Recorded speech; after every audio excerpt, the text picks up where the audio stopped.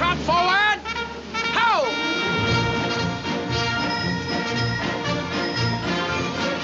Fours right about.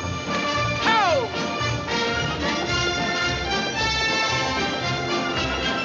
Tide is right. Fours right about. Ho! Form fours. Ho! Second section, the man on the right, number 2, close in. Come on, pick it up, pick it up. And a gallop. Ho! And right. Ho!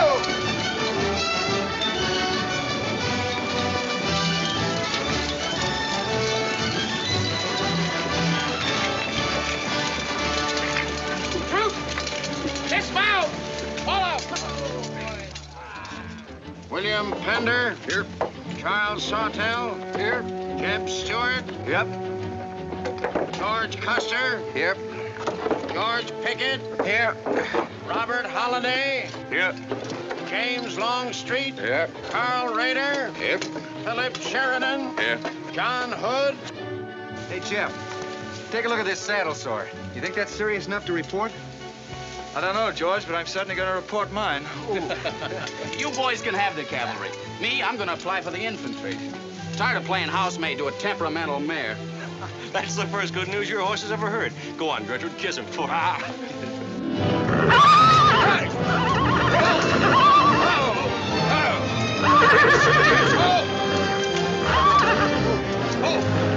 Stand still, you devil. Steady, boy. You weren't so hard-headed you wouldn't hurt your mouth. I told you before we started you had that curb chain on too tight. It's not the first time you've cut his tongue. You ever try putting a curb on your tongue? No, nobody else ever tried it. I suppose it takes one of you Southerners to handle a horse. Well, at least we know how to harness them. They know how to harness Negroes down south, too, I hear. With a strap across their back. Come on. When are you going to take a punch at him? Too close to graduation. Besides, if I've waited 4 years, I guess I can wait another week.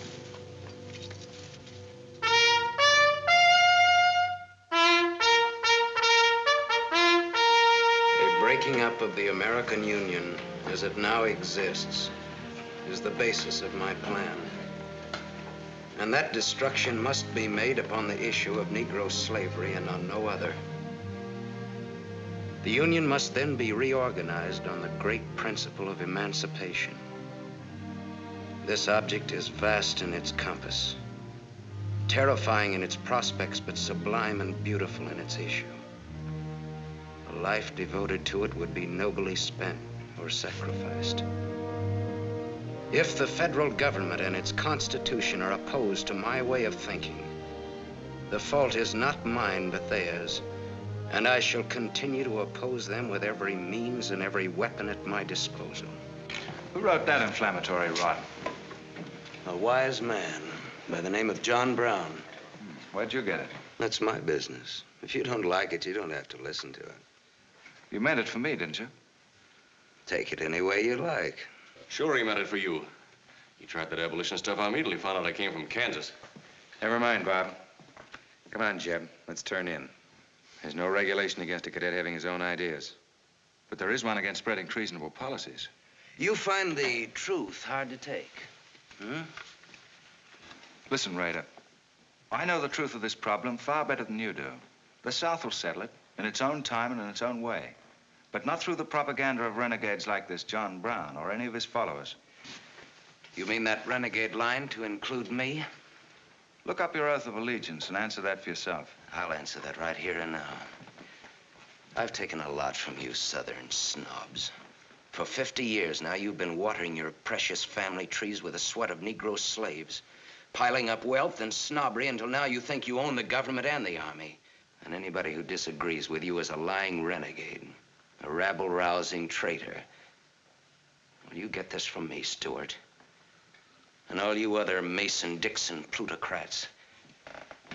The time is coming when the rest of us are gonna wipe you and your kind off the face of the earth.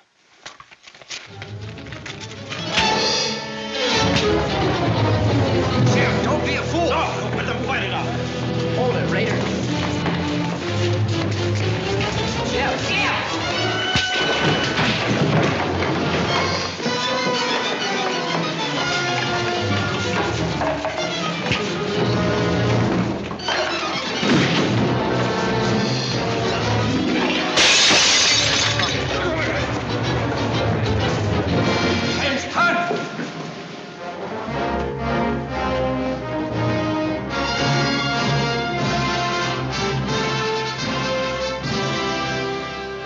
I've been aware that a disturbing force has been active among the regiment of cadets. The exact nature of this subversive campaign and the persons responsible for it have not been fully known to us until this moment. Stuart, by every rule of the academy, you should be discharged from the service. And your associates are no less guilty for their part in this outrageous affair. Colonel Lee, any blame in this matter is entirely upon me. It's my sole responsibility, sir. That's not quite true, sir. It was my fault. We're all equally responsible, sir. That's right, sir. That's right, sir. If I believed that you were guilty alone, Stuart, I should have sent for you alone. As for you, Custer, and the rest of you, you must be taught that lying to protect a friend is sometimes an extremely dangerous practice. I'm not so greatly concerned about the fight itself as I am about its cause. All 7 of you men have violated the first sin of military conduct, the traffic and violent exchange of political ideas, which are not the affairs of an American soldier. You must be punished, and punished severely. I shall request of the War Department upon your graduation next week that all of you be assigned to the most dangerous branch of the United States Army. The 2nd United States Cavalry, now stationed at Fort Leavenworth in the Kansas Territory.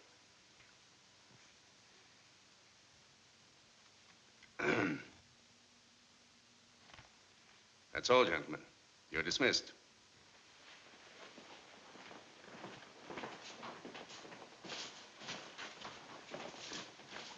Now send for Cadet Raider. How can you beat that? Fort Leavenworth, suicide station. Kansas and the Santa Fe Trail. What a piece of luck. That's it, and the cavalry, active duty, promotion. Why, we'll all be generals while the rest of these fellows are still shade for that. Oh, that's desolate country, Jeb. Nothing grows in Kansas but trouble. What are you talking about? I grew up out there, didn't I? Well, I suppose he's not. Oh! Yeah, what'll I get you boys out there, man alive? That's my stamping grounds. Well, hey! Cheers, my Kansas! Come on. These pamphlets were found in your quarters, dozens of them, together with a letter written by a member of the Abolitionist Party instructing you to distribute them among those cadets who appeared to be sympathetic to their cause. How long has this undercover activity of yours been going on? Long enough. Very clever idea of your fellow conspirators to plant an agent in our midst. Your dishonorable discharge will be drawn up at once, and you'll be given until sundown to remove yourself and your personal belongings from the limits of West Point. Good.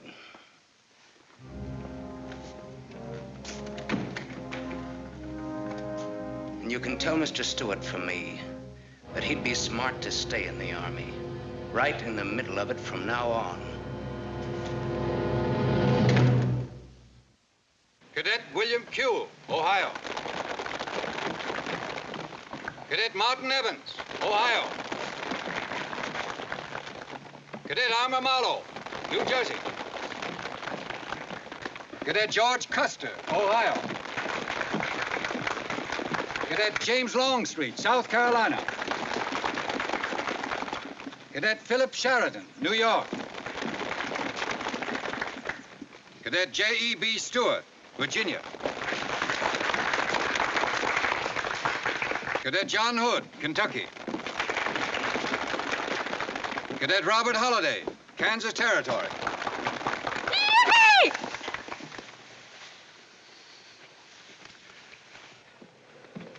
Cadet Jason Wood, Virginia.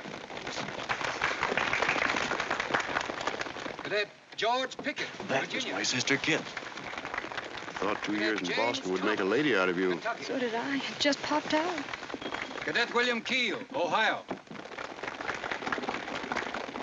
Cadet Robert Davis, New Jersey.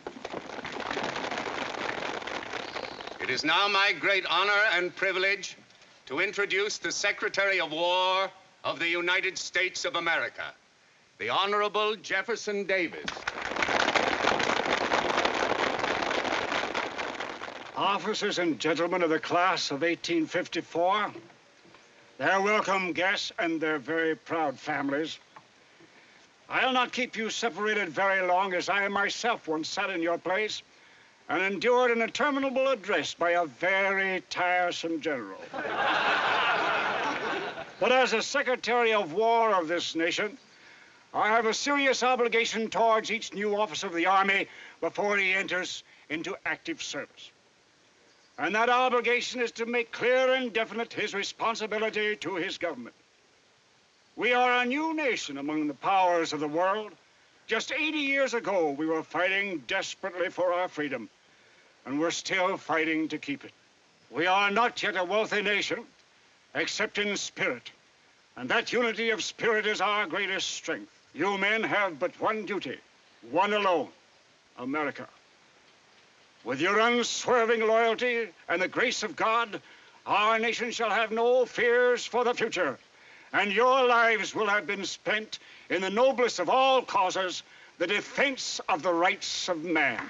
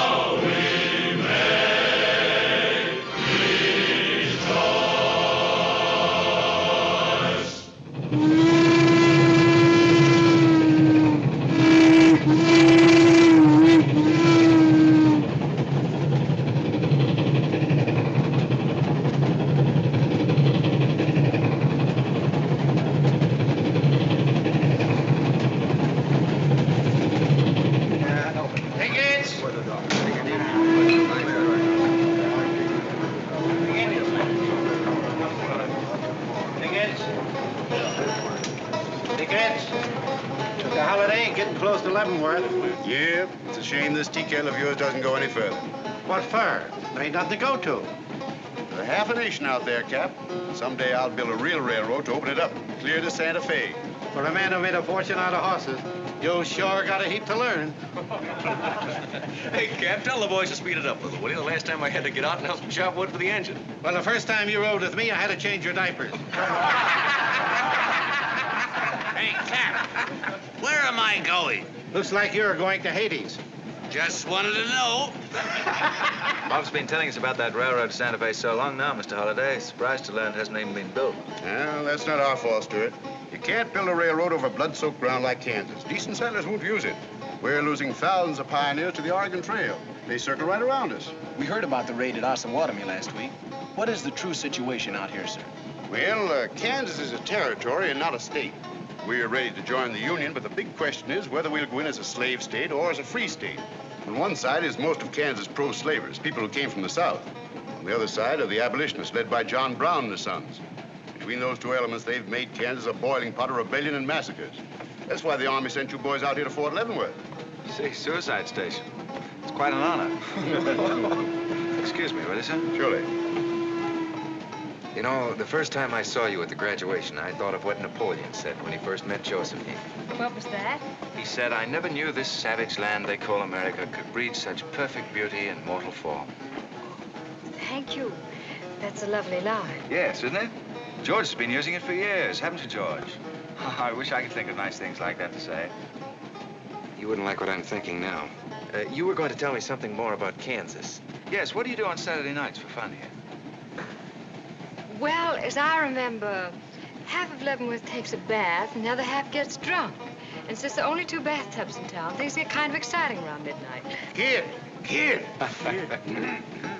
By the way, how'd they ever come to name you Kit Carson Holliday? Well, Mr. Carson and my dad were very good friends, and they were so sure I was going to be a boy that they named me before I was born. Oh, I see. Well, I'm certainly glad they were wrong. Me too. Me too. Me too. Hey, conductor. Yeah? What are you going to do about that? About what? I'll tend to that. Hey, I thought I told you them Negroes had a ride in the last coach. Their tickets give them the right to ride wherever they please. Now, I don't want any trouble with you, mister. And you better leave us alone.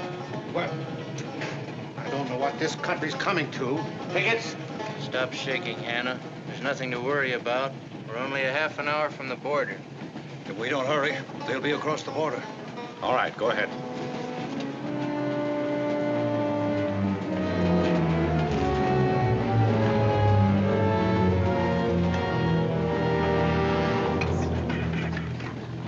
Where are you taking the Negroes?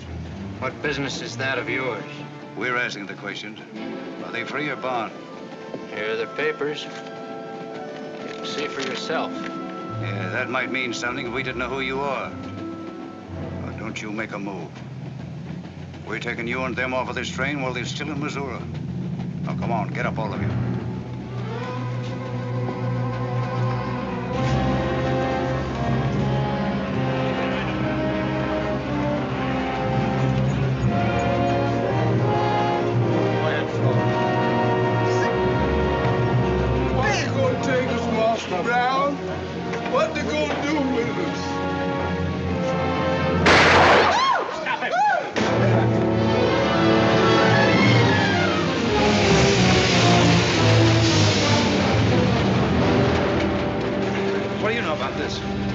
There's the trouble.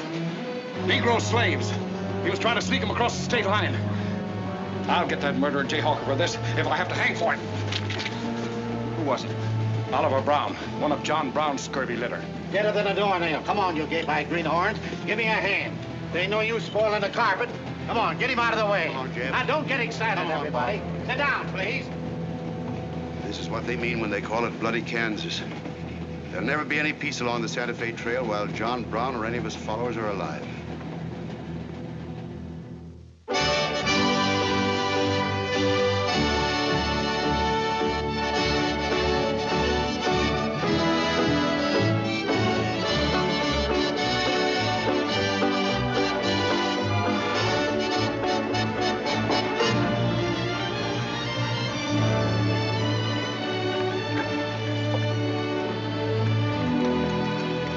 Now, this is the present terminal. I propose to come down here to Wichita, then along here, across the Arkansas River, along the Cimarron River, over here to Las Vegas, then on into Santa Fe. Now, that'll be our first section of track from Leavenworth to Wichita, right over the trail. How soon do you figure to start? Well, the men back east say they're ready to put up the money as soon as we can prove that a railroad through Kansas is safe and will pay. Dad! Yes, kid? Where did you put the loading list? List? Gosh, I clean forgot to make one out. That's great.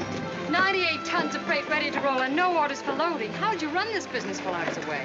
That's why I sent you away, to show you what a skirt was. Look at your clothes. Look at the grease on your nose. What would your friends in Boston think of you now? Frankly, Dad, I don't much care. If you're going to keep your nose in a paper railway, I better keep mine in the family affairs.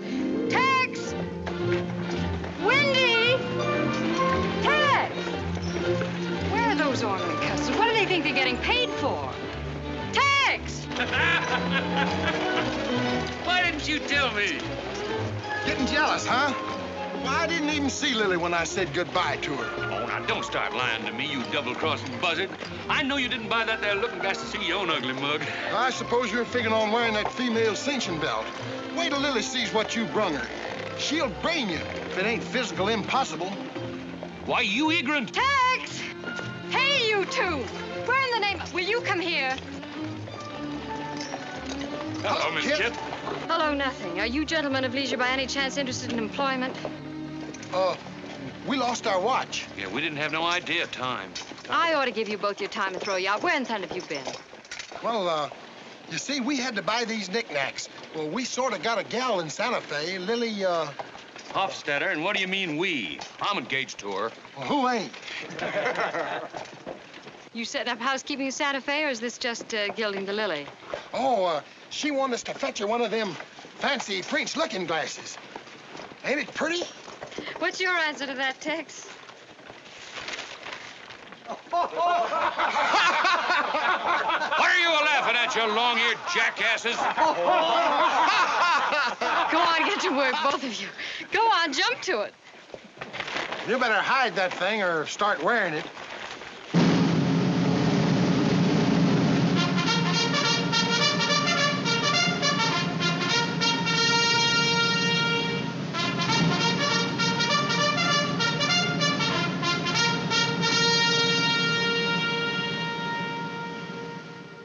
I'm going to put you new officers straight from the start. This is Fort Leavenworth and not West Point. You were sent here to man a frontier garrison.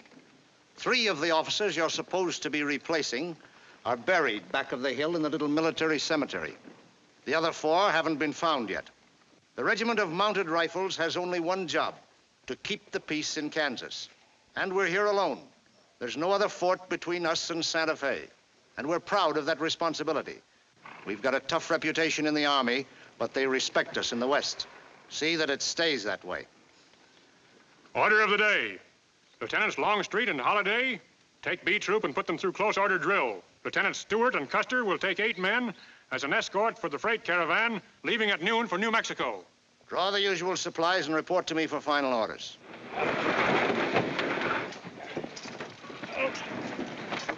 Say, will you keep all those cases of Bibles near the tailboard? They're only going a short haul. We sure will. Let's go.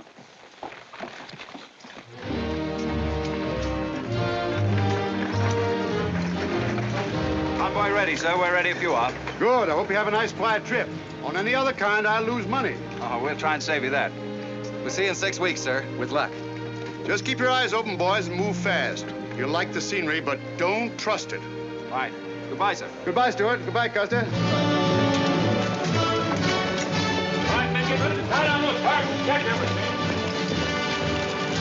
Corporal, detail 2 men to cover each wagon. Yes, sir. Bill, move all these barrels over there for the next load.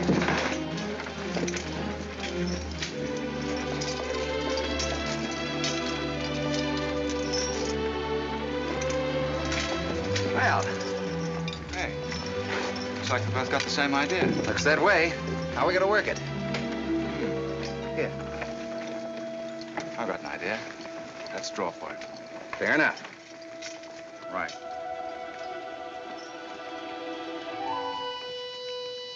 I got the long one. Hey, wait a minute.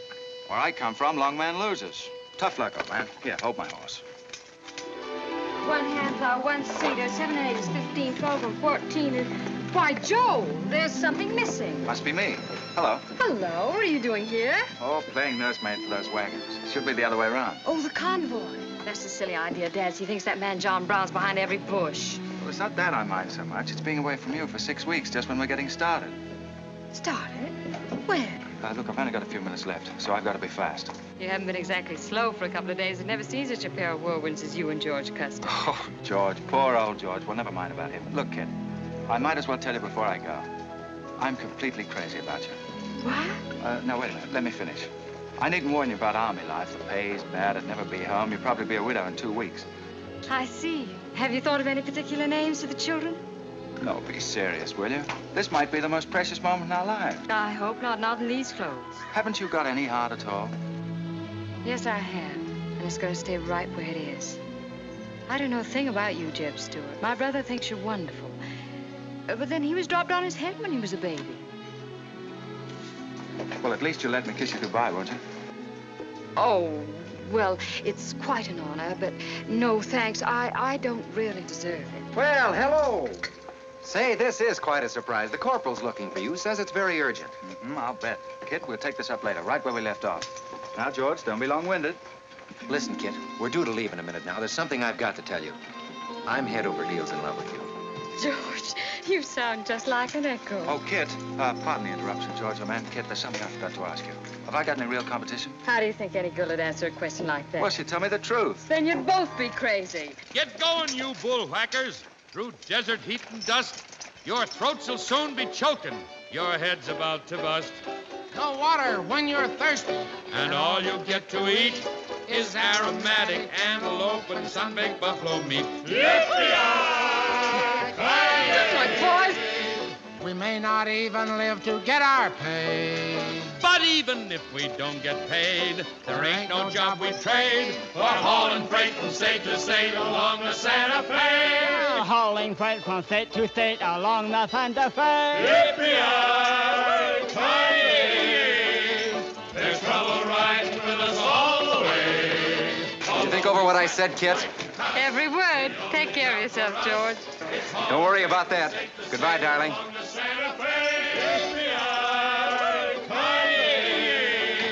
There's trouble riding with us all fight and cuss. The only job for us is hauling freight from state to state. Make a little bet, kid? Sure, on what? Those two boys? I'll give you 3 to 1. I can name the winner. That's ridiculous. Which one do you want?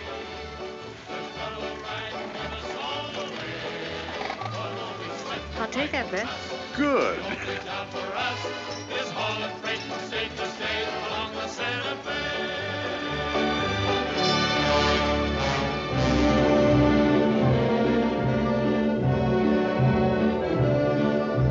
And to instruct all volunteers not to enter Kansas unequipped, nor to display their weapons to public view. Let that be understood beforehand. Warn them also... Not so fast, Father. Warn them also that our plans must be known to ourselves alone. That they join me in the clear knowledge that all traitors to the cause must die, wherever caught and proven to be guilty. Tell them that we stand by one another while a drop of blood remains, that under no threats or pressure do we make confessions.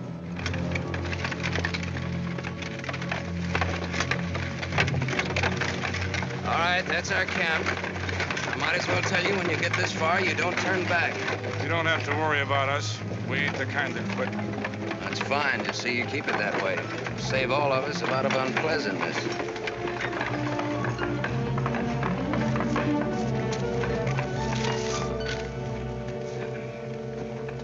You've been delayed. Was there trouble, Raider? No, sir. We had to detour when we got to the border. I picked these new men up from Palmyra. Volunteer, sir. There are the credentials. From Illinois. You've come a long way. And we'll go the rest of it. We came here to fight slavers. The sooner the better. That's good. We'll put you to work at once. Kid Smiller, look after these gentlemen. Fine. This way, boys. We've received the news we've been waiting for. We break camp, Raider. Yes, sir. Let's start tearing down these tents now.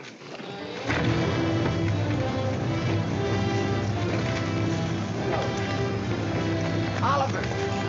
He's hurt. I'm all right. Where's Father? Father. What has happened to you? Where are the Negroes you were told to bring? A couple of pro-slavers tried to grab us on the train. I shot one of them and jumped off. You left 4 helpless people alone to save yourself. I had to do it, Father. It was me or them. You cowardly fool. In future, obey my instructions. We leave at once.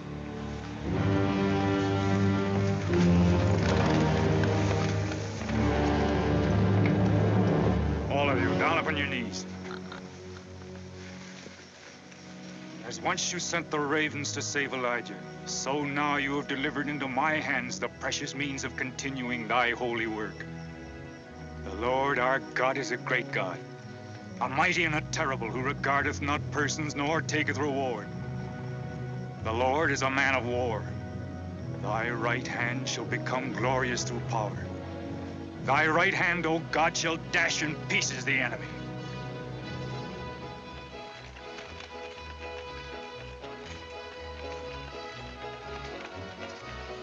Hey, Oscar!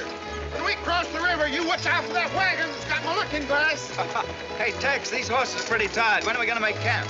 Oh, as soon as we cross the river, and then we'll be out of danger from both sides. You know, Lieutenant, I'm sure glad we're leaving civilization. It's getting too dangerous for a peace-loving man.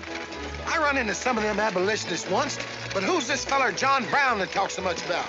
Oh, as far as I know, he's just a dirty old windbag. In fact, he's just your type. Either of you ever meet him? No, but 2 of them fellas he killed at Osawatomie were friends of mine. You mean Jim Doyle and Alan Wilkerson? Yeah, and that's the reason I'd sure like to meet up with this here Mr. John Brown. He's got no quarrel with people like you, Tex. You do much better to leave him alone. Well, you can count me in anyhow. Even if he ain't harmed no friends of mine, I sure hate to miss a good fight.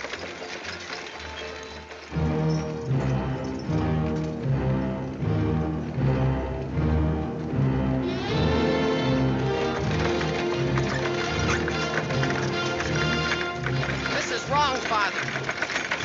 We've never attacked a wagon train before. We aren't common highwaymen. You say we have a righteous cause, but this will bring the law down on us like a storm. We recognize no law but the law of God. You will do as I command.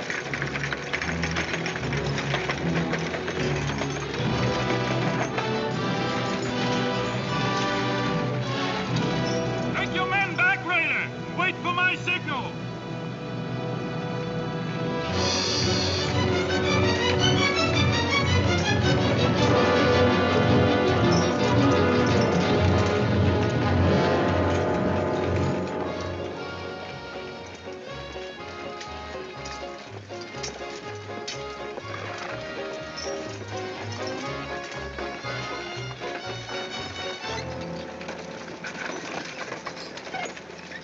Howdy, strangers.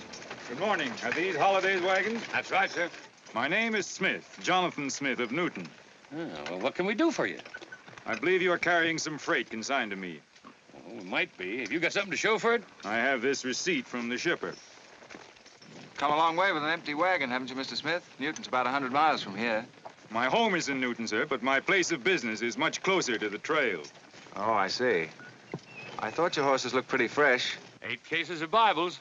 That's right. Come on, Wyndham, we'll unpack these Bibles for the parson. Jason, bring up your wagon.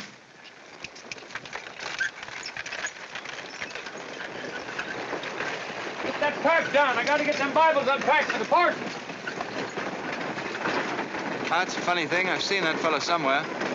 It's the way it seems to me. It isn't the kind of a face you'd forget in a hurry. No. Wait a minute. I know. In some magazine, The Atlantic, I think. Well, then he's either from Boston or he's a missionary. No, it was something else.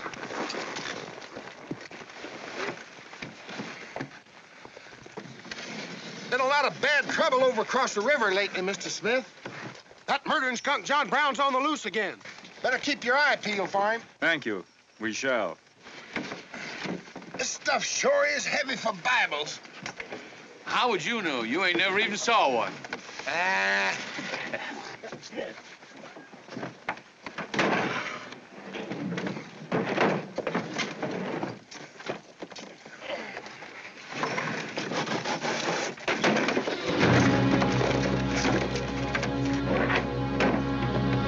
Just a minute.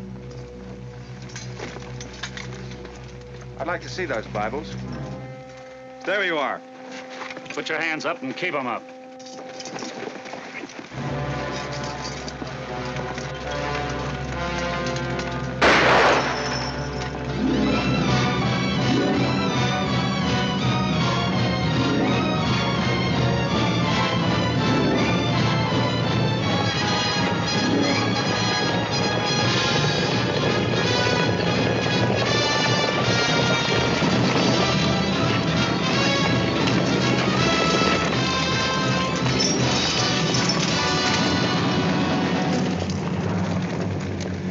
You to make no move towards your gun. Bring up the other wagon. Now then, quickly with those other crates. All right, get a move on there. Only the ones marked Bibles. Hey, J.E.B, look. Our friend Raider.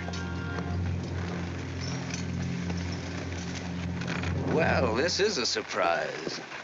And a commission in the cavalry, too, huh? I see you've got the commission you were after. Do you know these men, Raider? Yes, sir, very well. This one, Stuart, comes from a rich slave-owning family in Virginia. He called you a lying renegade once, and I jumped him for it. John Brown, him? John Brown? John Brown? I have nothing personal against you men, but I will deal harshly with any interference. I might have known you'd wind up with this outfit. Well, that's one of the troubles with the Army, Stuart. They don't teach you to think ahead. They do one smart thing. They teach you never to turn your back on an enemy without first making sure he's harmed. Stop this. We'll not saddle ourselves with a killing just to satisfy your personal quarrels. One more murder won't mark you any deeper than you are now, Mr. Brown. I intend to be a marked man. Back to your horse, Raider. Back to your horses, all of you. I've given you fair warning. You can keep your heads or lose them as you wish. Move on.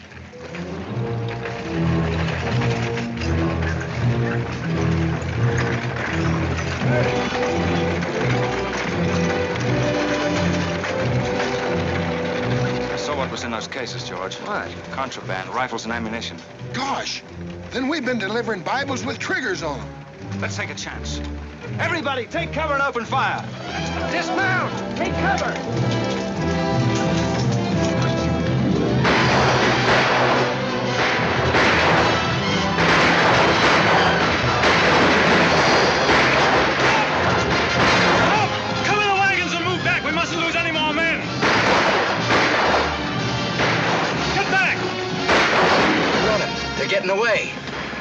No, they're not. We're going after them. Hey, wait a minute. They outnumber us 3 to 1.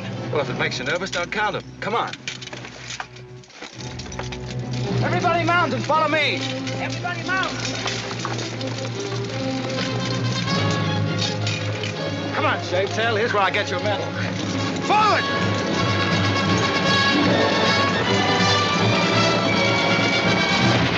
Get those wagons out of here!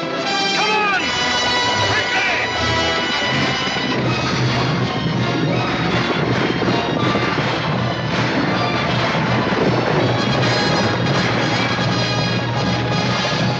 Use your whip, Jason! Use your whip!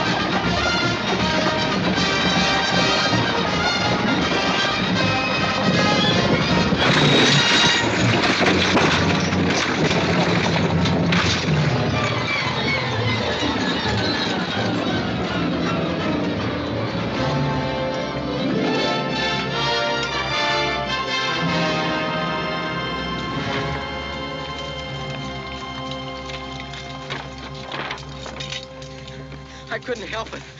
I didn't do anything. All right, son. Nobody's going to hurt you. Who are you? Jason Brown. Brown. You one of John Brown's sons? Yes. Yes, but I never did anything. He made me go along. I never killed anyone, I swear it. I'm getting out. I'm quitting. You've got to take me with you. All right. Bring a horse up, George. Bring up the horses. Have to carry him back. The boy's badly hurt. It's his father's madness really striking home now. J.E.B, there's a purpose behind that madness. One that can't easily be dismissed. George, you've seen the needle on a compass, haven't you? It's got a whole card to swing around in, but it always wobbles back to the north. What are you driving at? Just this. I've always known where your sympathies lay. It never affected our friendship, and it never will. But it isn't our job to decide who's right and who's wrong about slavery. Any more than it is John Brown's. I guess you're right, J.E.B. I'm sorry. That's more doggone fun than I've had since we got hemmed up with them engines. Yeah, well, the next time we shoot at a common enemy, you let me do the shooting. Boy, my gullets as dry as a powder horn. Here. Get up! You busted Lily's looking glass. When she looks at herself in that, she'll think she's 100 years old. Or more. Of course we're aware that firearms are contraband in Kansas. Do you think we'd have accepted those boxes as freight if we'd known what they actually contained? Well, I'm just asking, that's all. Doesn't it seem strange to you that Dr. J. Boyce Russell, the most prominent religious leader in America, should be sending rifles marked as Bibles to John Brown? How can I control the marking of crates? We once received 3 tons of gunpowder marked birdseed. Well, then you'll have to examine every crate you haul. What? For all we know, this contraband may have been slipping through for months. Jason, listen, son. You've got nothing to be afraid of if you'll be honest with us. Now, I want you to answer my question truthfully. Did your father ever mention this shipment of rifles when he discussed his plans? Not to me. He never confided in me. Just Fred and Oliver. Fred and Oliver? My brothers. Where are their headquarters? I don't know where they went. They have a dozen places. I don't know. All right, kid. Don't worry about it.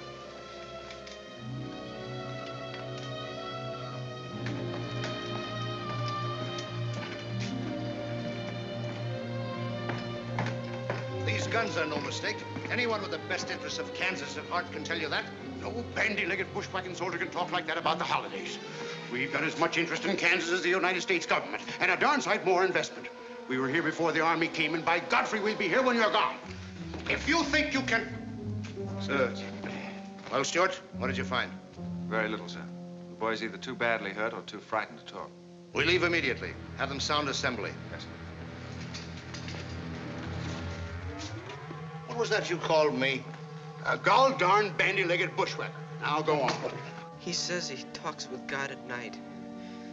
But God doesn't tell people to kill one another, does he, miss? He's a good man in a lot of ways. But he's changed since Osawatomie. Those people he killed. They got down on their knees and begged him for their lives. But he struck them with a sword. Him and Rader and Kitzmiller. I was there. I saw it done. I tried to stop them, but they pushed me aside. Yes, that's how it was. We're starting at once. I'll take the first troop west to Tecumseh. Stuart, you and Custer will take the first platoon of B troop and search thoroughly from Clinton to Dutch Henry's Crossing. Is that clear? Yes, sir. These are your orders. Find John Brown and bring him back here, alive if possible. His force is well armed now and strong in numbers. We also suspect that new volunteers are drifting in from the east to join him. Be on the lookout for them as well. Retire to your respective troops.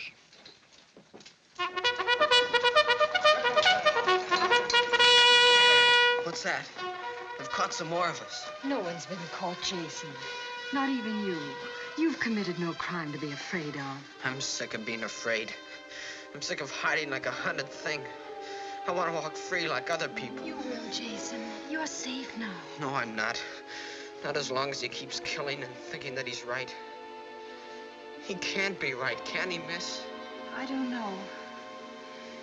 His reasons may be right, Jason. They may even be great and good reasons. But what your father is doing is wrong. Terribly wrong. And he'll keep on repeating that wrong as long as he lives. Then I'll never be free of him until one of us is dead. I know that now. My life don't mean anything.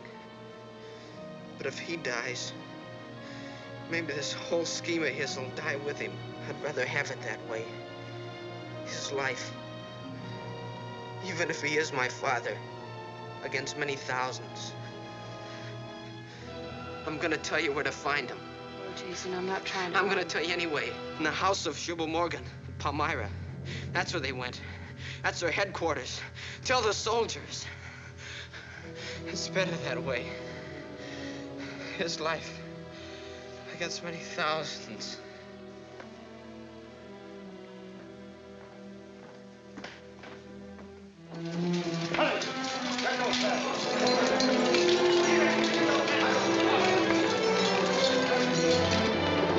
Jeb. Hello, darling. How is he? It's very serious. I left the doctor with him. Poor little Deb. Jeb, he told me everything. The whole nightmare of his 15 years, even the place where his father is now. He said he wanted me to tell the soldiers. Where? Palmyra, at the house of a man named Jubal Morgan. Jubal Morgan, Palmyra. I wonder if that's the truth. Jeb, I'm frightened. That boy is crippled for life. And that man on the train, he died for a principle. And a man killed him for a principle. One of them is wrong, but which one? Who knows the answer to that, kid? Everybody in America's trying to decide it. Yes, by words in the East and by guns in the West. But one day the words will turn into guns. Oh, Jeb, can't it be stopped now? Can't the slaves be freed before it's too late? It will be stopped when we hang John Brown. Then the South can settle our own problem without loss of pride at being forced into it by a bunch of fanatics. Jeb, what has pride got to do with human lives? Kid, the two things kind of come together down south. Can't pry them apart, not even with guns. I hope that's going to be the same way with us.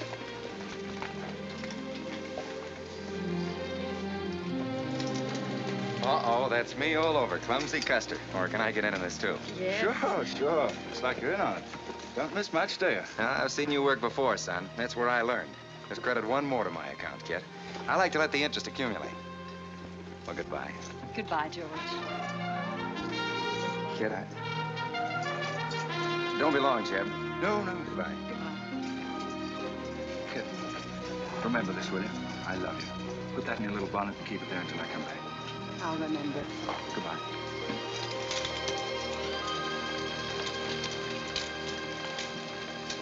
Hey, Lieutenant. Hello, boys. Hello, Lieutenant J.E.B. Say, I want you to keep an eye on Kid for me while we're gone, will you? Heck no, we're going to hunt John Brown with you. What? Yeah, we come to join up. Who do we see? A couple of flat-footed rumputs like you in the Army? Why, you'd get lost. Boys, you better go home and sleep it off. So long.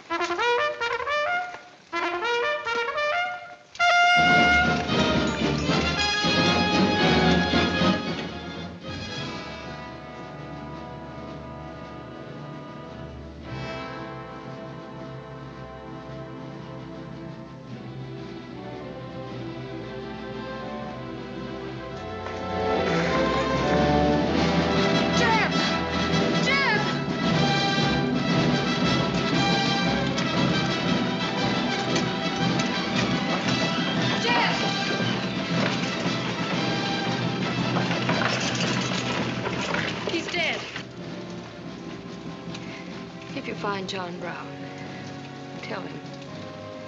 We'll try to find him. Goodbye.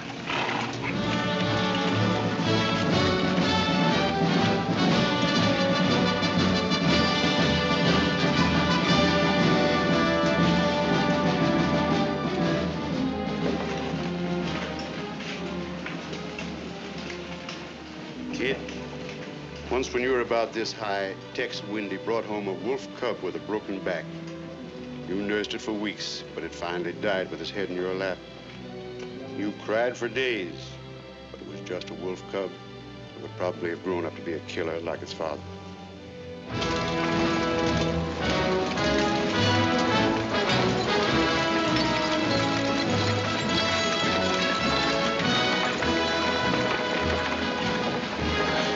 What has being flat-footed got to do with riding a horse?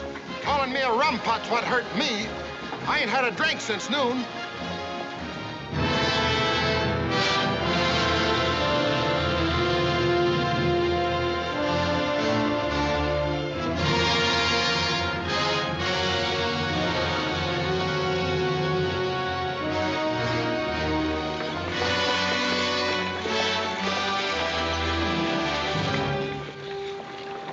All right, get the sledge.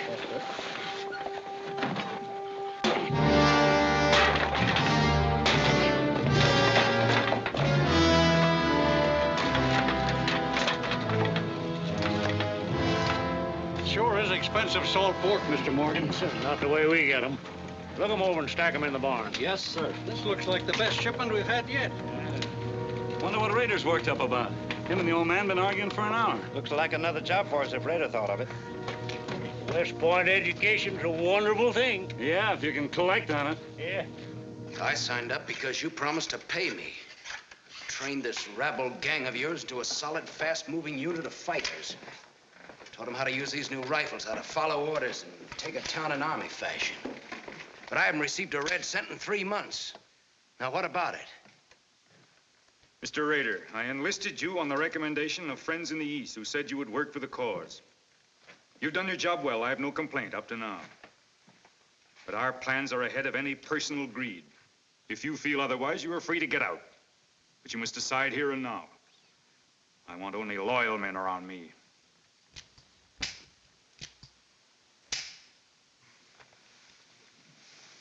You've no argument with my loyalty. I proved that at Osawatomie and every other town we've raided. But you hired me as a military expert at a set price. Now, I'm only asking what's rightly due me. And I say that you will receive it in time. Only let me think in peace. My son is a prisoner in the hands of our enemies. Even now, he may have a rope around his neck. An innocent boy who never fired a gun in anger in his life. While I stand here powerless to save him. All right, I'll wait. Well, what's our next move?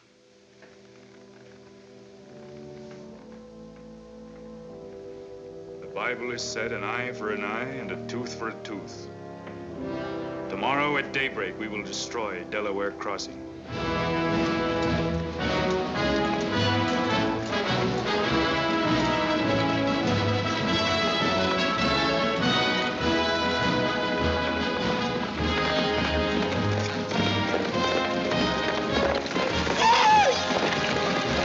Lieutenant J.E.B! Through, Paul.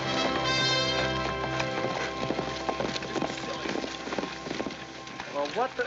Well, the major sort of turned us down, too. But here we are, Lieutenant J.E.B. What do you mean trailing us halfway across Kansas? Well, we don't want you to get lost. You see, I know every wrinkle of this here country just like my own face. Well, you're sure that's just as dirty?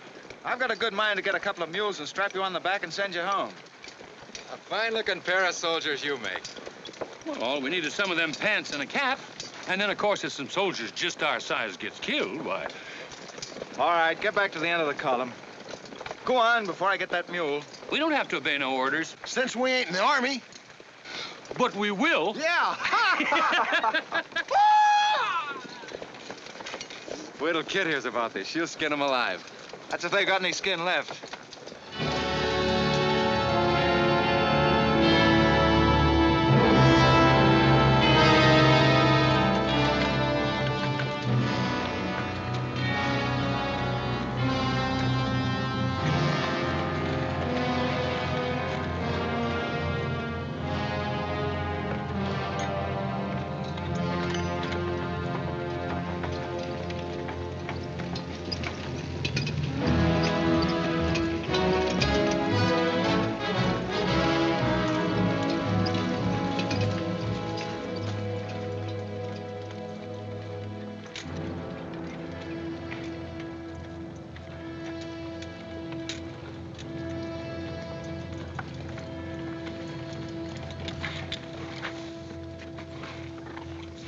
Who did this?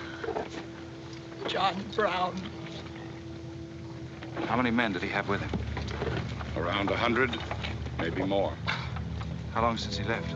3, 4 hours. We lost count of time. Well, you're the man that had the run-in with one of the Browns on the train. Is this in revenge for that? Yes. We're free staters here. Brown always knew we'd get him someday, if he didn't get us first. Well, I'll leave you some men to help you bury your dead. They'll see you back to Leavenworth. We don't want any help. This is our fight. We don't want you or nobody else to finish it. I'm going to take care of John Brown myself.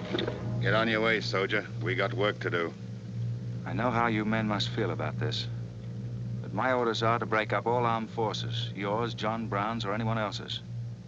I'm sorry, but if you organize under arms, I won't be able to draw a line between you. That suits us, if it's got to be.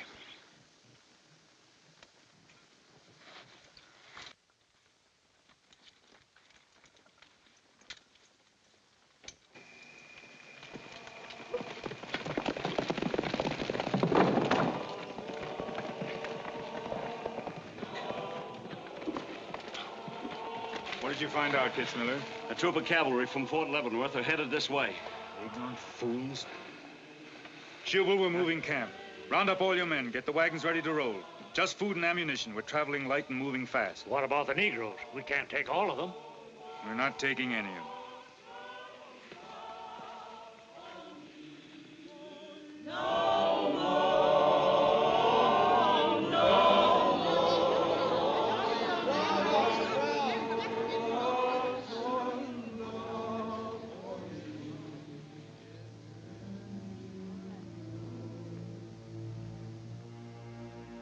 My children, the hour of deliverance I promised you has come.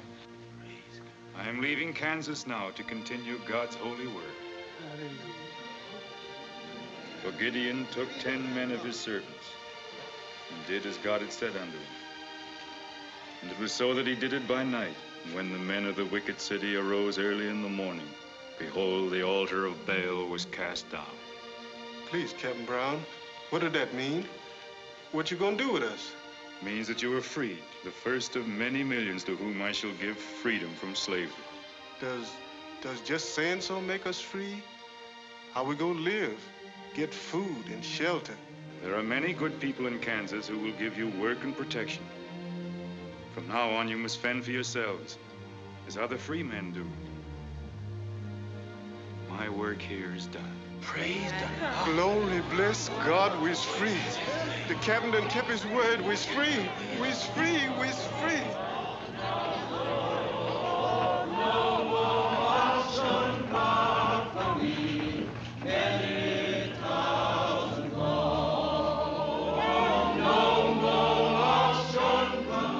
You know, if John Brown has 100 men, we'd better send a runner back, bring up the rest of the troop. Better do it tonight. I'm going into Palmyra, George. You alone? Don't be crazy, Jeb. That town's full of jayhawkers. They'd shoot you on sight. Well, I'll have to take a chance on that. I'm going to get some other clothes, take a couple of men, and go in and do some scouting. I'll try to send you back word. Good luck. Say, do you two fellas still want to join the Army? Huh? I've got a job for you. There's no picnic. It's pretty dangerous, but I think you're the fellas for it. What do you say? Do you mean we're gonna have a real cap and a uniform? Mm-hmm. Well, we might have to be buried in them, but it sure sounds like a deal.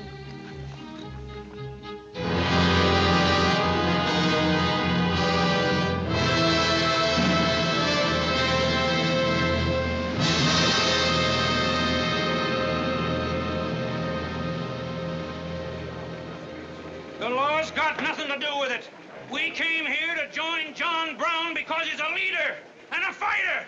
The whole thing's going to be settled right here in Kansas. We came here to fight slavers, didn't we? The only way to fight them is with guns. They sure give you a good looking over in this here man's town.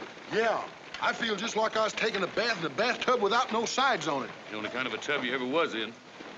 Say, who could I talk to in this kind of a town without arousing suspicion? The town barber. That's right. Anytime a barber can't talk to a stranger, he's liable to go crazy. Town barber. Hmm? That's it.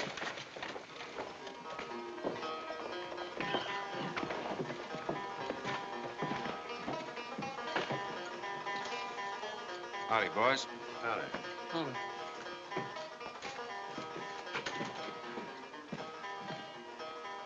Pretty good-looking horse for this part of the world. Yeah. Kansas is all right for men and dogs, but it's pretty hard on women and horses. Say, look at that brand.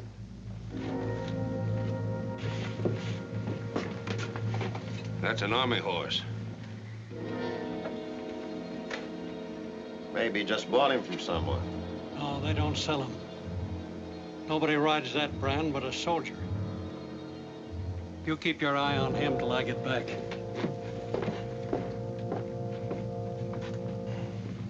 You still got that creepy feeling about this place? I don't know whether it's that or these here chiggers, but something's creeping over me. Why don't you scratch and see if it goes away?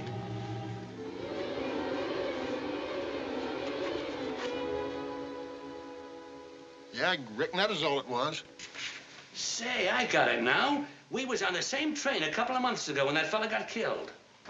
You probably got me mixed up with somebody else. No, sirree. I never forget a face. Although I was a little drunk at the time. Well, they are. Fella you saw probably had two faces. Been in Palmyra long? Oh, just a couple of weeks. This ain't no time for barbers. The fellas that ain't trying to hide their faces for some reason or other are too mean to spend the money. Yes, I've heard you've got some pretty tough customers here. Tough, say. I'm afraid to shave half them. I'm afraid they'll get up and cut my throat. Say, did you ever run across this famous, what's his name, John Brown? Sure, he came in here once. Strange-looking man with a hemp mark on his throat. Hemp mark? What's that? Oh, it's an old barber superstition. A little red line that runs all the way around here. Anybody born with that mark is bound to be hung. That's so. Say, I haven't got one, have I? Not yet. Maybe.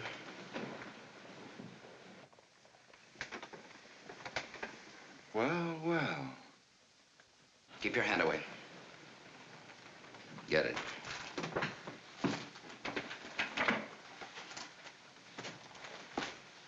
This was quite an idea, Stuart. You're coming in alone first to look around? Or is this one of your agents? I ain't never laid eyes on them before. I swear it. I don't know him from Adam. What were you up to? Well, it's your move. You figure it out. My next move is plain enough. Didn't they teach us how to handle spies when we caught them red-handed? Same treatment for renegades, wasn't it? When you catch them, This will make you quite a hero, Stuart. The class of '54 will turn out in a body for your funeral. They may even hang your picture in the West Point Library. There's worse places to hang. Get him out of here, Red, or we're wasting time. Just having a last few words with an old classmate of mine. And I had them coming to me. Come on, get up. We're gonna give you a good look at what you came to see.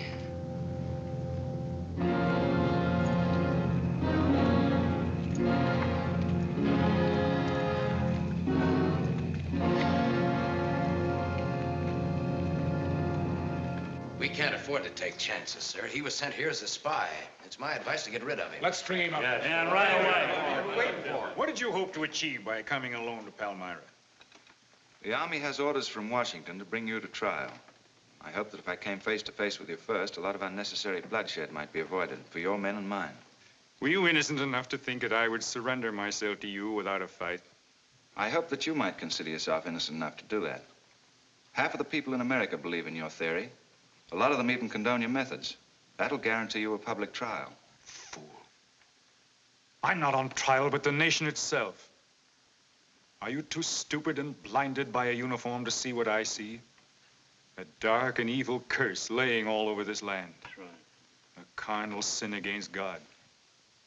Can only be wiped out in blood. But why in blood? The people of Virginia have considered a resolution to abolish slavery for a long time. They sense that it's a moral wrong. And the rest of the South will follow Virginia's example. All they ask is time. Time? Time? For 30 years, I've waited for the South to cleanse its soul of this crime. Since childhood, I have been possessed of the fire of correcting this wrong. I tried peaceful agitation. As God is my witness, I tried. Peaceful means failed long ago. Now I shall force a decision by bringing both sides into armed conflict. Letters, words, talk. The time has ended for that. Strength and action I wanted now. Not a voice crying in the wilderness, but a David armed with the power and the glory. David had a son, hadn't he? A son? Yes, Absalom, who deserted his father and went over to the enemy.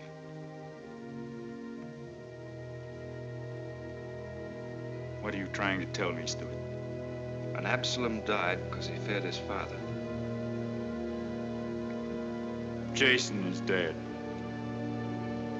So be it. My son has paid for the sins of this world with his life, as once did the Son of God. It shall not be in vain. Whether you kill me or not, the Army will crush you all in the end. My advice to you is to find peace with your Maker.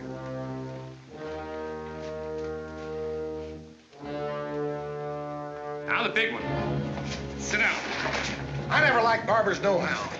Now spill out, you little bay-rum weasel. I'll cut your throat. Where'd he go? I swear I don't know, boys. I think, well, they were taken out that way.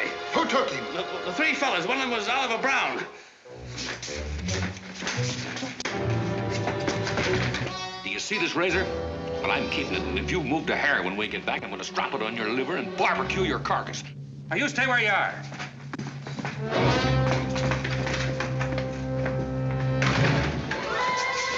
Back east for me.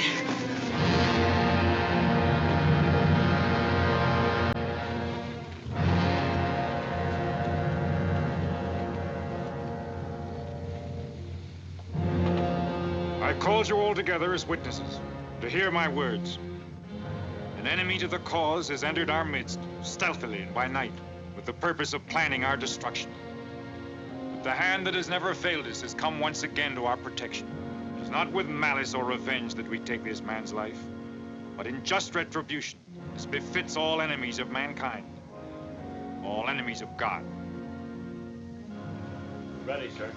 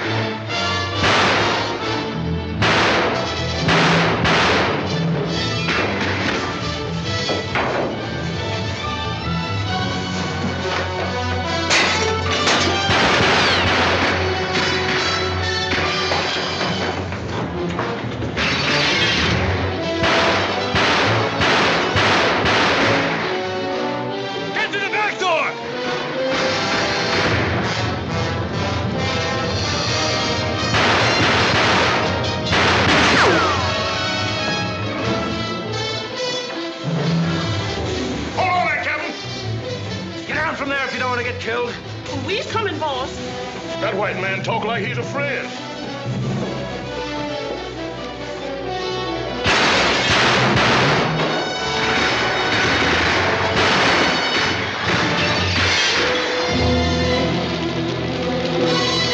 Oh, mercy, boss. Look here. Get the bag, quick.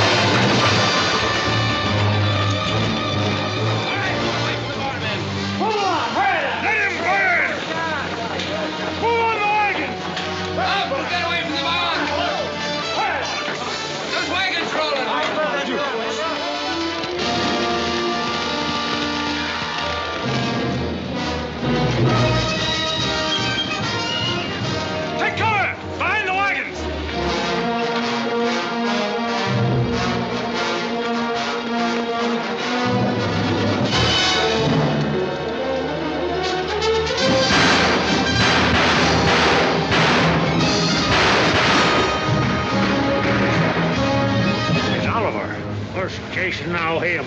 You want to fight on, John? As long as breath is in me. Sound the charge!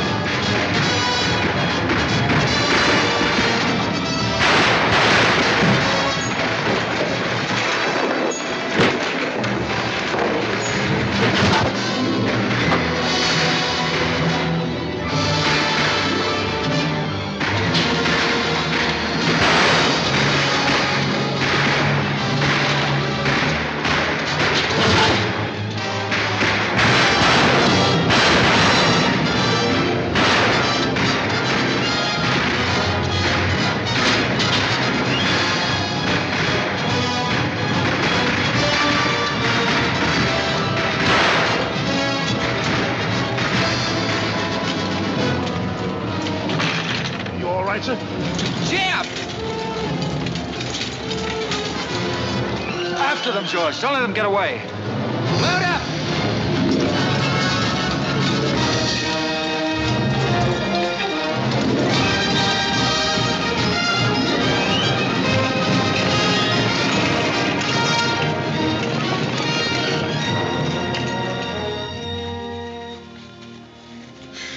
Ouch, that's too tight, Mammy. Don't tell me how to do this, boy. I've been wrapping white folks all my life. When they was babies, I wrapped one end, and when they growed up and took on too much corn liquor, then I wrapped t'other end. Ah, is that what made you leave home? Well, old John Brown said he's going to give us freedom. But shuckins, if this here Kansas is freedom, then I ain't got no use for it. No, sir. Me neither. I just want to get back home to Texas and set till kingdom comes.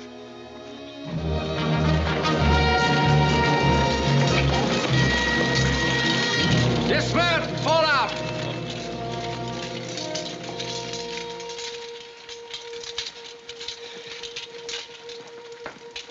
Well, we had a nice ride.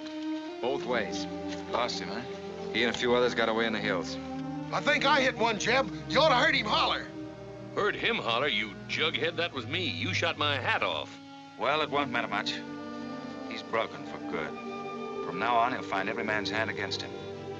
Nothing will ever break the force of John Brown, Jeb. Not even death. Oh, you're wrong, George. He's finished. His force is broken forever.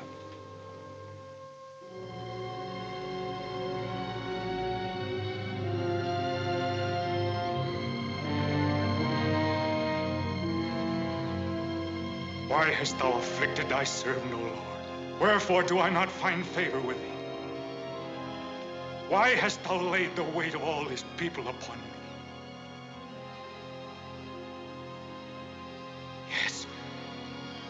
This is a sign for which I have waited, O Lord. This is your command, the burning bush. Let there be no peace in all this land until we have revenged ourselves upon thine enemies. As once you smote the Philistines, smite now the fury of thy wrath upon these blind, misbegotten fools. And I shall be thy right hand. I, John Brown, shall be the sword of Jehovah.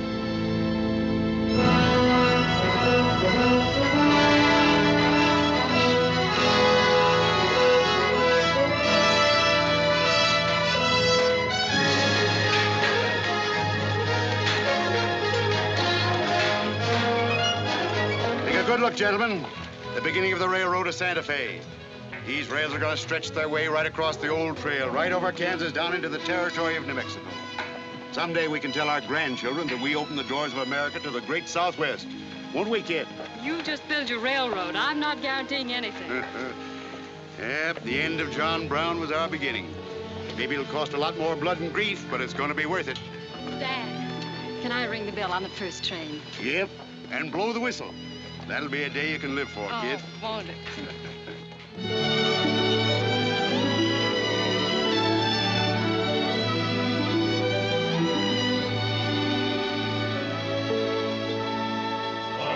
Fill your glasses, fellows, and stand up in a row to singing sentimentally. We're going for to go in the army. There's sobriety, promotion's very slow. So we'll sing our reminiscences of Benny Haven's old.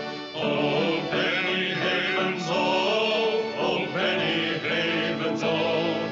We'll sing our reminiscences of Benny Haven's old.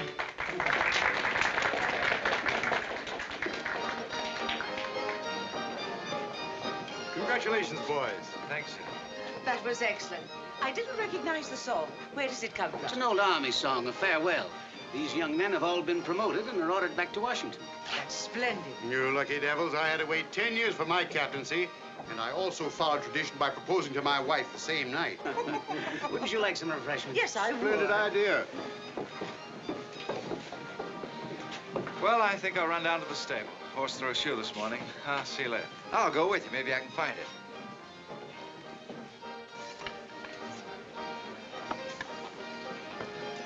What did you have to go and lie for, telling the Major we's the best barbecuers along the Santa Fe Trail? I just mentioned it sort of casual. How'd I know he's gonna take us up on it? Wait till he starts eating this.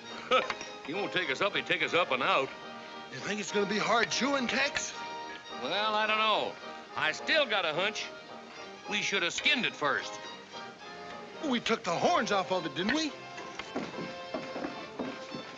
What is it, Captain's pay, J.E.B? $38? 40. 40 a month. Say, that's enough to get... Go on, get what? Well, you know, this and that. What are you planning to do with your extra pay? Exactly the same thing as you are, son. Want to draw straws? Not this time. This means too much. Well, how are we going to handle it then? Take turns? I don't trust you southern boys in the moonlight. All right. Let's ask her together. Hey! Wait a minute. What is this, you loon? Come on, don't argue. Just come along and listen. There you are. George has got something to ask you, Kit. You have the floor, George. Well, I don't know just how to start, Kit. But there's an old Indian woman who hangs around the fort and tells people's fortunes. She's supposed to be a wonder at it, and, well... Yes, George? Well, she said I'm going to get married soon to a very beautiful girl. Did she, George? That's very nice. Pretty slick opening remark. Kit, were you ever by any chance a blonde? Why, no. Not even as a baby. Are you sure? This old woman's never been wrong before. Absolutely sure. Well, maybe she's still right. There's a whole lot of beautiful blondes in the world, George. Let's ask her. Let's. Wait a minute. Kit, are you in love with him and not with me? I guess I am, George. You gonna marry him? Oh, wait a minute. I can handle this proposal from now, son. Kid, you really mean that? You haven't asked me anything yet. I wonder if I said the wrong thing. Couldn't have been more perfect. Now, where's that Indian?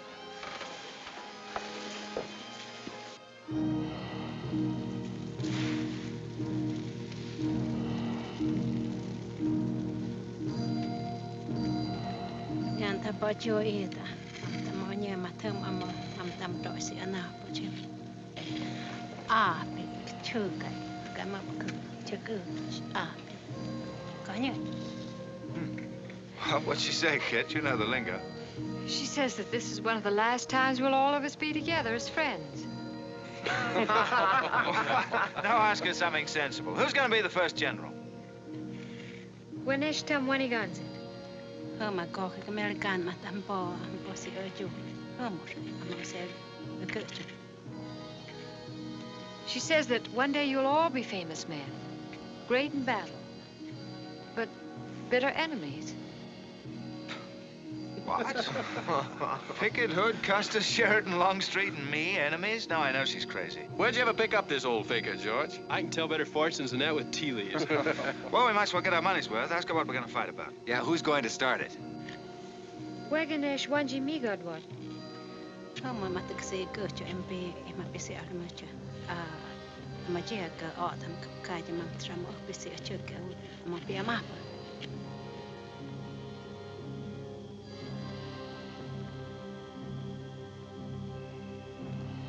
What's this? Too ridiculous to tell? She says the fight has already started. Somewhere in the east, a man is lighting a torch. Now, at this very moment, the two of us will help to kill him. But none of us can stop him.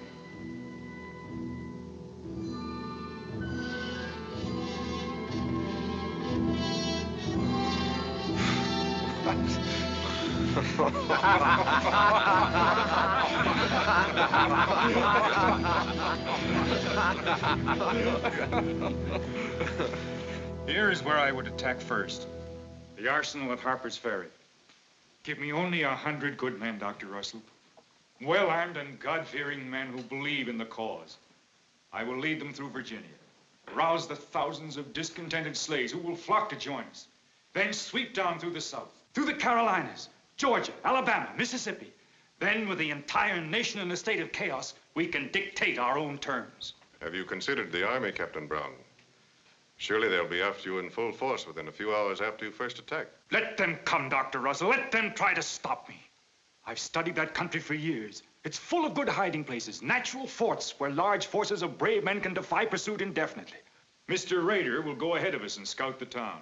Yes, sir. With his knowledge of military methods and our great advantage of surprise, we can outwit the Army at every turn. Captain Brown, this plan of yours is mad. Worse than mad. It's high treason. Such a brazen attack would lead to civil war. Exactly. That is exactly what I want. Is it your wish, then, to destroy the Union? My answer to that is yes. To the devil with the Union. We've got to fight sometime. It might as well be now. Gentlemen, I came here to Boston at great personal risk. There's a price on my head of $10,000, so my time is precious. You've given me much help and encouragement up to now. But all that we have done in Kansas and elsewhere will be wasted unless you see it through to the glorious end. How much money will you need?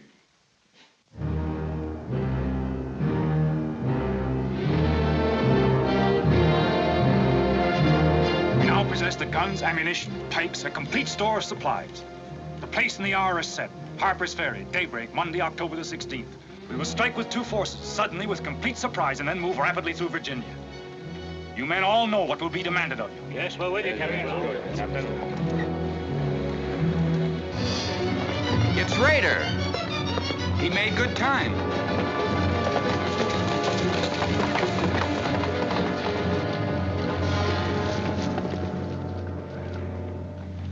Well, what did you find? Speak up. Is anything wrong at Harper's Ferry? No, the town itself won't be any trouble. There's a bridge of the Baltimore and Ohio Railroad to be blocked, and we got to cut that telegraph line to Washington. What about the government arsenal? It's guarded by only 2 men. Here, I made this rough map of the place. Good. Excellent. This is precisely what I wanted. We must first take some hostages from the town. That'll prevent an attack by the civilians, and we'll move directly on the arsenal. Well, there's something else. What? I want to settle our account. Back in Kansas, you promised to pay me what's due when you got the money. How dare you demand the settlement of a private matter? With the nation's hour of deliverance not 3 days off. Well, that's putting the cart before the horse, isn't it? I've done a job for you nobody else could do. So I was right at Palmyra. The cause itself means nothing to you. I'm only holding you to your word. Are you indeed? Have you forgotten so quickly my methods with disloyalty? I haven't forgotten anything. But you've got the money to pay me and you can't afford not to. Then add this to your memory. I haven't waited 30 years to bargain with a rogue at the final hour.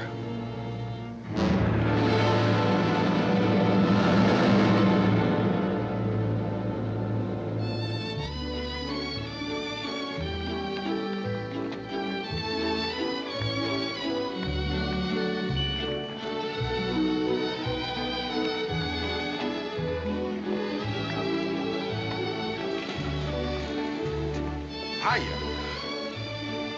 This is the kind of army life I like. Did you ever see me waltz? I've heard of it, but this ain't no Santa Fe shakedown. Hold it. You in high society now. Come on.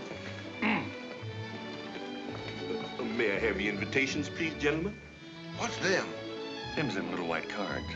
We ain't got no invitations, Joe. Can't we get in on our uniforms? No, sir. Not unless you wants to go right out on them again.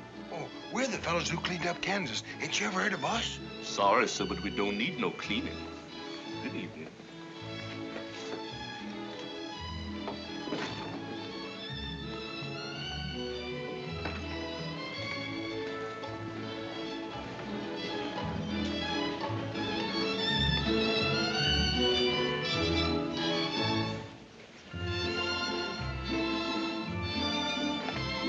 Hello, handsome. Oh, hi, Chip. My, you're a dream tonight. How's the party? I don't know. She hasn't come out yet. Who are you waiting for? Oh, a friend of mine promised me a surprise tonight. A night I'd remember the rest of my life. Yeah? You don't know any girl here but Kit, you know. I'm not talking. Maybe you don't rate quite as high as you think you do, Captain Stuart. Hello, Kit. You look wonderful. Thank you. Say, George was just telling me you promised him the biggest night of his life. Where do I come in? You don't. I'm very fond of George. Thank you, Kit. I haven't told you this, but we have a deep understanding. Wait a minute, Kit.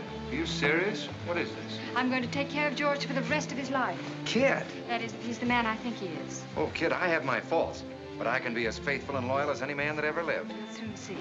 Now, wait here, both of you. Tough luck, son. I guess we can't all have charm and good looks, too. Custer, I hope you're joking, or you're not going to have either. Oh, don't take it so hard. I mean, this is something that could happen to the public. Charlotte, I want you to meet Captain Custer and Captain Stuart. This is Charlotte Davis. We were schoolmates together in Boston. It's a pleasure, Miss Davis. Thank you, Captain. Oh, yes, indeed. A great pleasure. I've heard so much about you, Captain Custer. Me? Mm-hmm. Well, well, that is, well, that is, Shall we dance, Jim? Yes, of course. Who is she? That's the blonde. The one that George was promised by old Sit in the Mud. Oh, I see. Well, it's pretty nice. Don't you think? Left wheel. Company. Halt. Present. Arms. Prepare to scoop.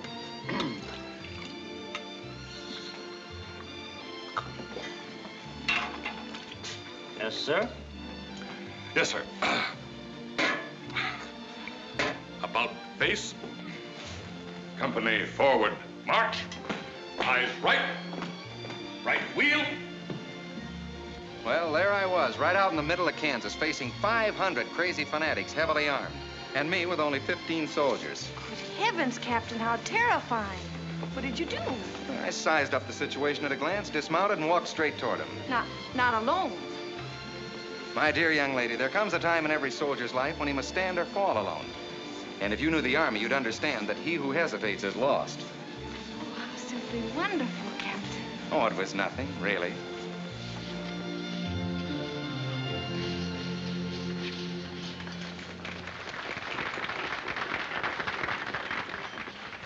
meet my father, Captain? I'd be delighted. Is he in the government service?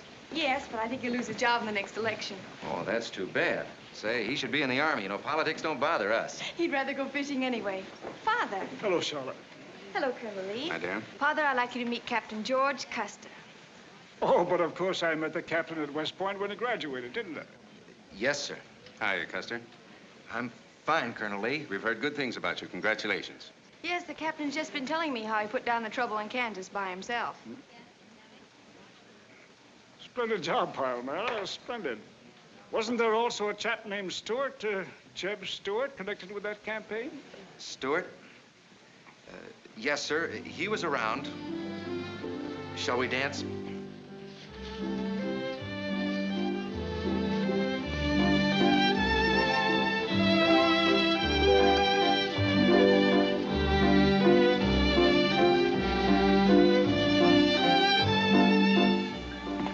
Left turn.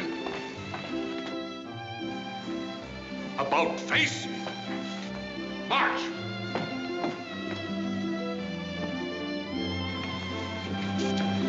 Jim, go away.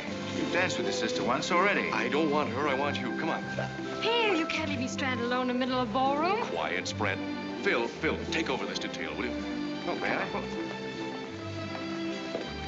Are you drunk? Well, if I'm not, I ought to be. I've just seen enough to knock anybody down. What are you talking about? An old friend of yours is outside, and he asked me to bring you to him.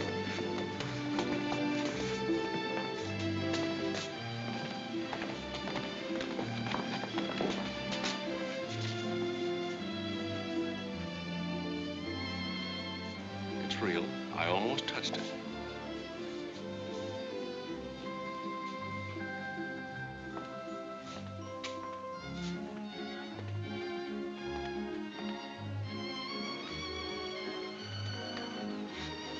What are you doing here? I came to find you. I know what you think of me, Stuart, that I'm no good. Well, maybe you're right. But maybe I've got something to tell you that'll change your opinion. You'll have a hard time doing that. Suppose I told you that I left John Brown 3 hours ago with a well-armed force of men, not very many miles from where we're standing. I'd say you were out of your mind. All set to strike at Harper's Ferry on the Maryland-Virginia line sometime tonight. With reinforcements of over 1,200 men expected before daybreak from Pennsylvania. Brown plans to arouse the slaves. First in Virginia and then throughout the South in open rebellion. The telegraph wires will be cut and he'll block the railroad. And then at daybreak, they rush the arsenal. Take thousands of weapons with the idea of arming the Negroes. Well, that's the situation, gentlemen, move for move. I don't know, you may be able to get there ahead of them, but if you do, you've got to move fast. Tonight. It's fantastic. Our Secret Service has reported John Brown to be out of the country. Well, I ought to know where he is. I've been with him every day and every mile since we left Kansas. Then why have you informed on him? Don't forget, Colonel, I was in the service once. I was young and I made a mistake. I didn't know that then, but I do now. I guess some of the things we learned at West Point stay on inside of us a lot deeper than we realize. Anyway, I couldn't stand by and see my country torn apart by a madman like Brown. I had to come here. This was something a lot bigger than myself. Couldn't have been the size of the reward you'll get for turning him in, could it? I said why I came here, and that's the truth. But I am entitled to any reward. I'm even willing to go back there and rejoin him tonight, just in case he gets suspicious or changes his plans. Now, what more proof do you want than that? I believe him because it's too dangerous not to. How soon can you start, Colonel? We'll be ready to leave in an hour. The officers are all here. Call them at once and proceed with all speed to Harper's Ferry.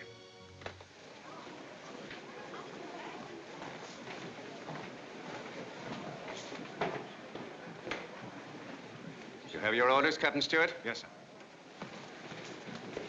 Jeff, what is it? What's happening? John Brown.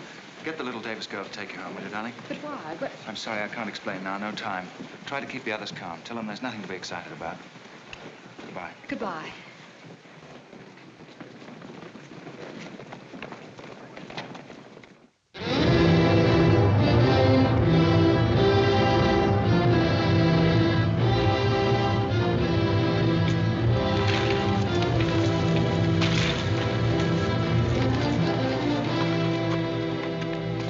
Good. No more worry on that score. You say no train is due until well after daybreak? No, sir, not until 8 o'clock. I rode within 10 miles of Washington to make sure. What kept you so long? I had to take a side road both ways. Ugh. Schubel, Townsley, get your men, block the railroad bridge. We meet below the arsenal at daybreak. Kitzmiller, go to the town with 20 men and get the hostages. You know the ones? Yes, sir. Rest of you men, follow me.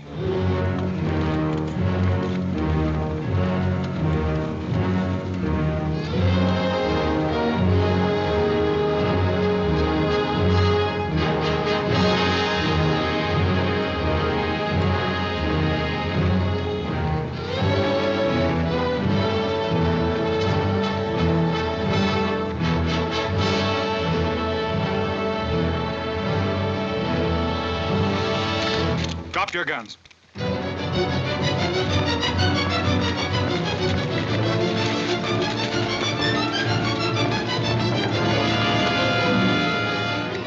Captain, we got enough guns here to arm 1,000 men. Plenty of powder and bullets. Stack those guns and ammunition near the door, ready to haul. Hurry up, boys. Get them out there. The men from Pennsylvania will be here within the hour. This isn't an arsenal. It's a fortress. We could stand off the whole army here. What about the prisoners, Captain? What is the meaning of this outrage? Why have you broken into our homes and dragged us here? Who are you? I am John Brown of Kansas. John Brown? You are prisoners of the provisional government of the United States. If the citizens of Harper's Ferry attempt any interference, I shall use you as I see fit. Otherwise, you will be peacefully released when we depart. We must adhere to our schedule to the precise minute. We will leave here at 10 o'clock. By nightfall, we should be 35 miles into Virginia. What about the men from Pennsylvania, sir? If they're late in arriving, we cannot wait. Wouldn't that be taking a long chance? No word of us can leak out until tomorrow, maybe even 2 or 3 days, and then we'd be 1,500 men. I don't see that there's any reason to hurry. That sounds sensible. I disagree. I'm anxious to get out of here, and time is our most valuable weapon. You're in command, sir. But that's been the fatal mistake to many an expedition. My advice is to wait.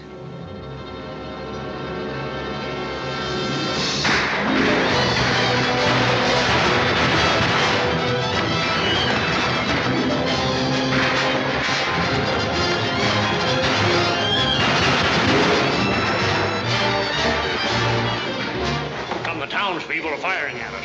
Just a handful of them with old shotguns. We can clean them out in 5 minutes. Idiots. Why do they fight us? Can't they understand?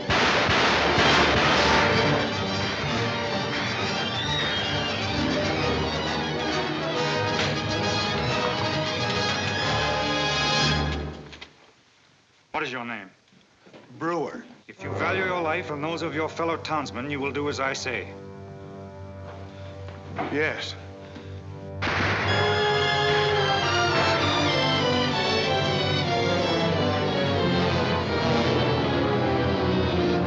Stop firing! You are endangering the lives of your friends! John Brown promises that if we leave the arsenal in his hands, he will harm none of us. No! Run downstairs! We'll cover you! Quick!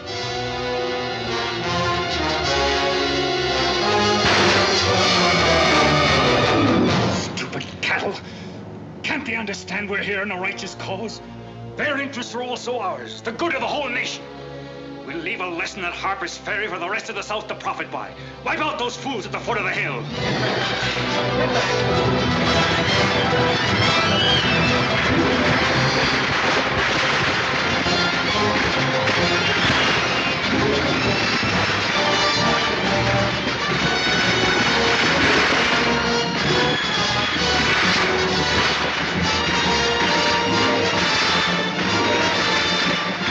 He's firing! We're moving into the hills. Take all the weapons and ammunition you can carry with speed. It's well past noon. We can wait no longer for the Pennsylvanians.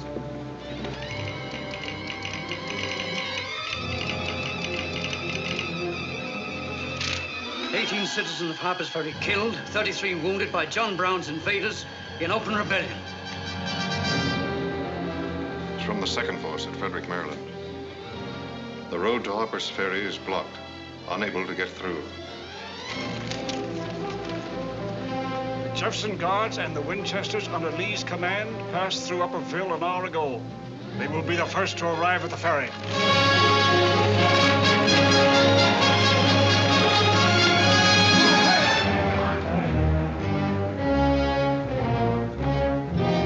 What are you watching, Raider?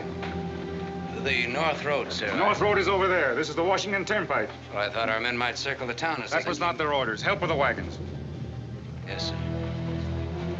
Well, don't you think we ought to wait another half hour? It might be that...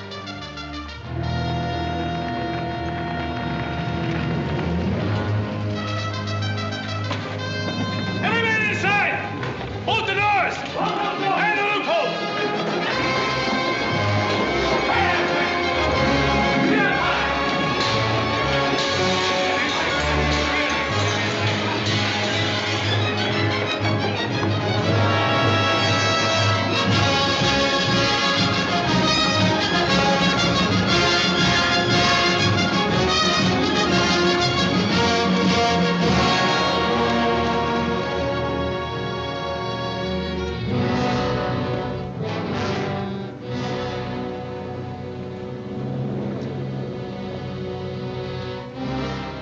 Wait, you say. There's no cause to hurry. Wait. Yes, sure I did. I thought we had time. Stuart. Yes, sir? I want you to take this under a white flag to John Brown.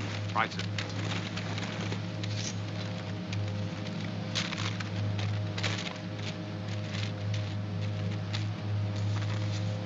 There's to be no parley. Yes or no? If it's a refusal, wave your hat to us. Right, sir. Hang on to this, will you?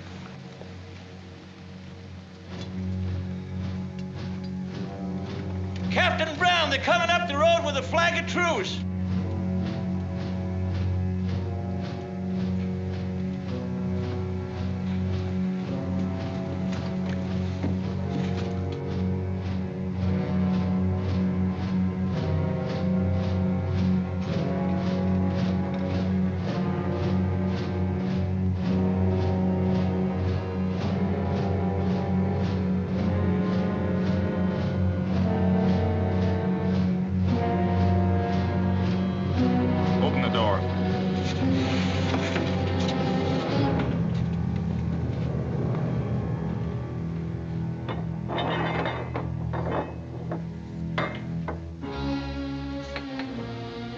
John Brown of Kansas. I am. We've met before, I think. And thanks to Mr. Raider, we now meet again.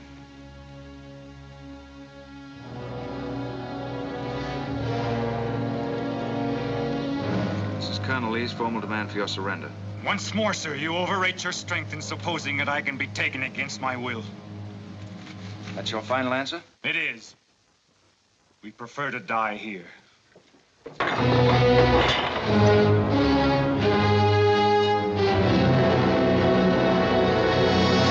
to surround them! Take Troop B to the right at a gallop, Troop A to the left at a gallop. Troop C, draw your carbines, dismount!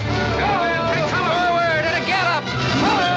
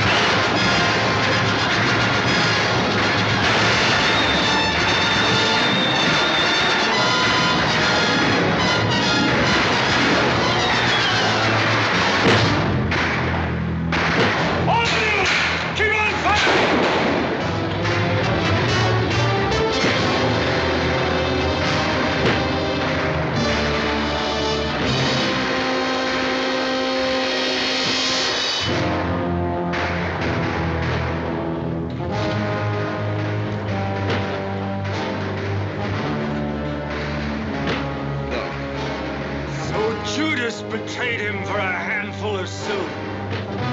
No.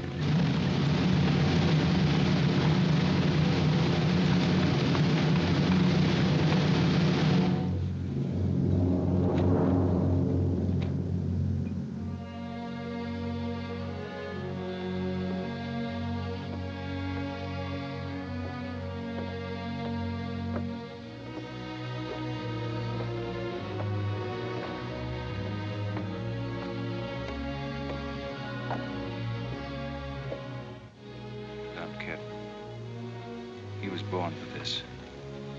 I'm not crying for him, J.E.B. I see something else up there. Something much more terrible than just one man. Have you any last words, John Brown? I am only walking as God foreordained I should walk. All my actions, even the follies leading to this disaster, were decreed to happen long ages before this world began. But I cannot remember a night so dark as to have hindered the coming day, or a storm so furious as to prevent the return of warm sunshine and the country at peace. I, John Brown, am now quite certain that the crimes of this guilty land can never be purged away but with blood. I let them hang me. I forgive them, and may God forgive them, for they know not what they do.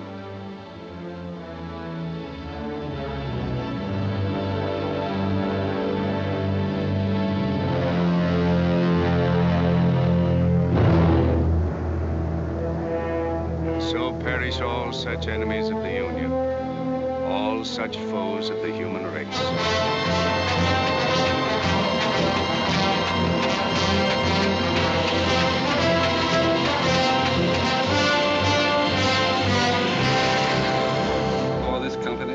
And there to have given and pledged their troth each to the other, and have declared the same by giving and receiving a ring and by joining hands, I pronounce that they are man and wife, united forever with ties that no man shall break asunder, nor the years disturb, whose shining paths shall run together from this day hence unto eternity.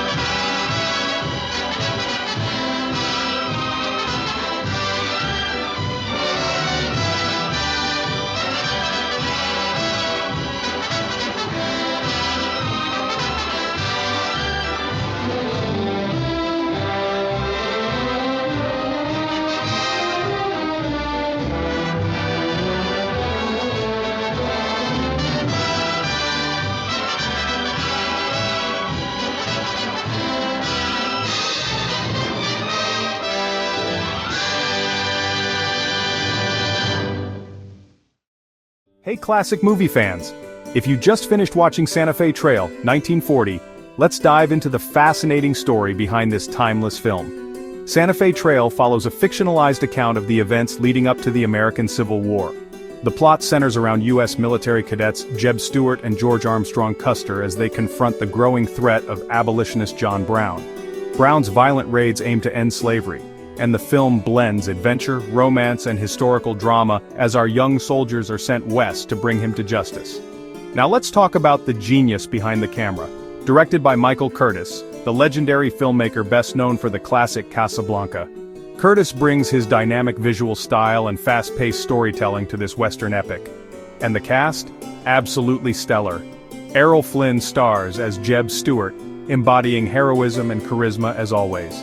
Ronald Reagan, long before his presidential days, plays George Custer with an undeniable charm.